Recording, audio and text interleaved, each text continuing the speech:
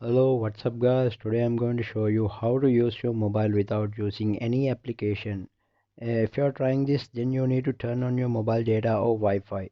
Go to Chrome and search 123apps.com. Click on the top one and you will arrive a website like this. This website has many features like video tools, PDF tools, converters, and many other tools.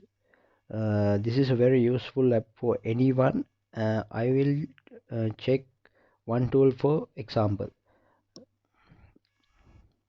Go to open files and go to files and choose a video to upload. I'll choose this video to crop.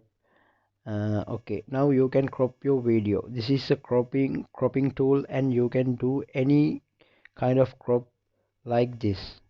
After you cropping it, scroll down and go to save button and wait few seconds, and then you can download it by pressing the save button. You see the file is downloading.